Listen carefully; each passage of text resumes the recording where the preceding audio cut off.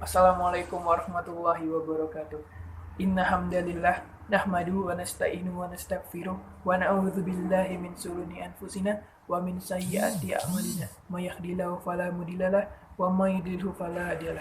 Bersyukur kita kehadirat Allah Subhanahu wa taala karena berkat rahmat dan hidayahnya lah kita dapat berkumpul, kita dapat kembali merasakan, kita dapat kembali menghampiri bulan suci Ramadan 1441 Hijriah yang insya Allah akan kita rasakan pada hari Jumat, tepatnya pada tanggal 24 April 2020 Masehi. Salawat berikan salam tidak lupa pula kita hadiahkan kepada Nabi besar kita, Nabi Muhammad SAW, dengan menafaskan Allahumma sholli ala Sayyidina Muhammad wa ala alihi Sayyidina Muhammad. Baik, perkenalkan, nama Ana Ridho Dwi Saputra, mahasiswa Matematika 2018 FMIPA Universitas Riau.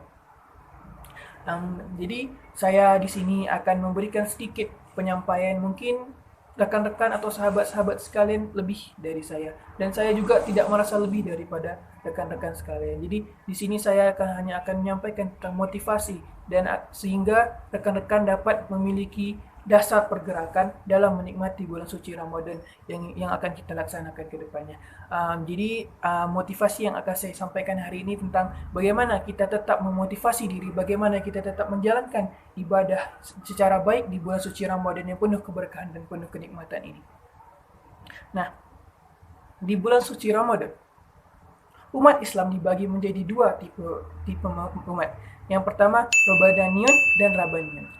Maksud dari Ramadaniyun itu adalah orang-orang yang taat dan semangat ibadah hanya pada bulan Ramadan, dan jadi mereka hanya kuat menjalankan ibadah seperti sholat sunnah, sholat wajib dengan penuh kekhusyukan hanya di bulan Ramadan. Sedangkan maksud dari Rabbaniyun adalah orang yang taat dan semangat ibadah pada bulan Ramadan, kemudian setelah Ramadan berakhir, keimanan dan ketakwaannya, semangat girohnya dalam menjalankan perintah Allah Subhanahu wa taala semakin meningkat. Nah, golongan orang-orang ada terbagi menjadi tiga, yaitu golongan orang yang beruntung, golongan orang yang merugi, dan ada juga golongan orang yang tercela. Maksud dari golongan orang yang beruntung adalah saat dia pertama kali sebelum memasuki bulan suci Ramadan, mungkin dia masih biasa-biasa saja dalam beriman, dalam beribadah kepada Allah Subhanahu wa taala. Tetapi setelah dia memasuki bulan Ramadan, dia melipat gandakan segala usaha dia dalam beribadah kepada Allah, dan kemudian dia semakin khusyuk dalam sholatnya, semakin banyak dia tilawah Quran setiap malam dan setiap selesai sholat, dan juga dia semakin meningkatkan keimanan dan ketakwaannya setelah keluar maupun setelah selesai menjalankan ibadah di bulan suci Ramadan, seperti itu. Sedangkan golongan kedua adalah golongan orang yang merugi. Maksud dari golongan orang yang merugi yaitu sebelum di Ramadan dia biasa saja, tetapi setelah bulan Ramadan tuh semangat dia dalam beribadah kepada Allah Subhanahu wa taala itu sangat luar biasa. Dia mengaji, dia sholat 5 waktu, dia sholat dengan sangat khusyuk dan menjalankan sholat-sholat sunnah lainnya dan berbuat kebajikan seperti bersedekah dan lain sebagainya. Akan tetapi setelah dia meninggalkan bulan suci Ramadan, dia kembali lagi ke posisi awal tanpa menambah maupun tetap stay di tempat saat dia berada di bulan suci Ramadan. Nah, yang terakhir yaitu golongan orang-orang yang celaka, yang mana setelah dia melewati bulan suci Ramadan, dari awal dia yang biasa-biasa saja, dan setelah masuk bulan Ramadan dia mulai semangat beribadah, semangat mengaji, semangat tilawah dan lain sebagainya. Akan tetapi setelah dia melewati bulan suci Ramadan, dia malah semakin menurun, malah semakin menjelek amal ibadah kepada Allah Subhanahu wa taala.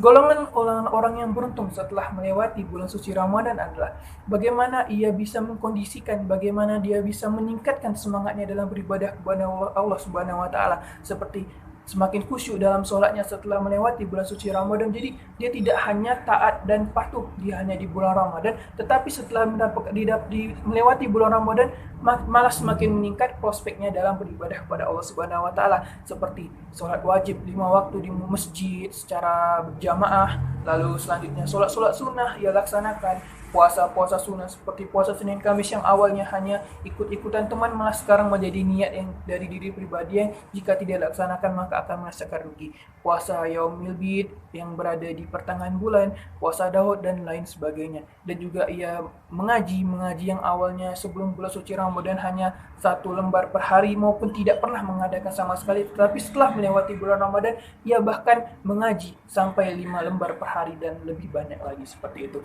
Dan juga ia makin semangat untuk bersedekah, semakin banyak untuk berpuasa maupun bersedekah kepada orang-orang yang membutuhkan bantuannya seperti itu. Nah, ada beberapa latihan kita untuk menikmati ibadah setelah melewati bulan suci Ramadan nantinya maupun saat kita akan memasuki bulan suci Ramadan ini. Karena bulan suci Ramadan ini adalah tempat kita menumpuk, tempat kita meningkatkan semakin banyak ibadah-ibadah sehingga kita dapat mengumpulkan banyak-banyak amalan dan mengumpulkan banyak pahala di bulan yang penuh berkah ini seperti itu. Jadi ada beberapa cara. Jangan biarkan ibadah yang kita lakukan di bulan Ramadan itu hilang begitu saja. Jangan pernah kita melewatkan apa yang dikasih kesempatan kepada Allah. Karena makin berlipat-lipat ganda pahala yang kita lakukan di bulan suci Ramadan, jangan sampai kita tinggalkan. Sehingga setelah kita melewati bulan suci Ramadan, kita sudah terbiasa dalam beribadah seperti sholat, mengaji, dan lain sebagainya. Selanjutnya, jangan pernah membatasi ibadah. Jadi, kalian selalu memberikan batasan-batasan kepada diri kalian. Setelah sholat maghrib, saya harus 2 lembar. Kenapa tidak? Teruskan saja sampai menjelang sholat isya seperti itu.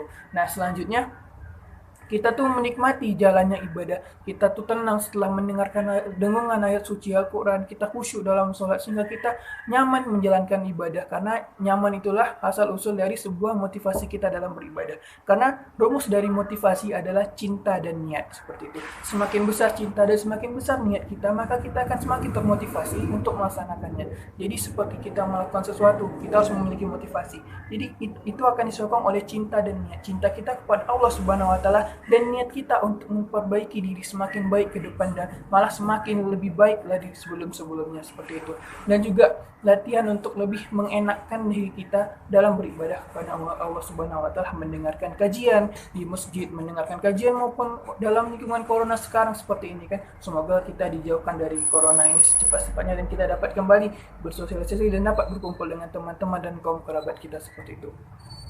Mungkin sekian penyampaian motivasi dari saya. Semoga apa yang saya sampaikan dapat berguna dan dapat kita terapkan dalam kehidupan sehari-hari. Saya juga tidak lebih baik daripada kalian semua dan saya tidak pernah merasa saya lebih baik dan saya menyampaikan ini saya dapat melakukannya. Semoga saya dapat mengkoreksi diri saya dan dapat mengevaluasi apa yang saya sampaikan dan dapat saya terapkan dalam kehidupan saya pribadi. Afwan minkum. Assalamualaikum warahmatullahi wabarakatuh.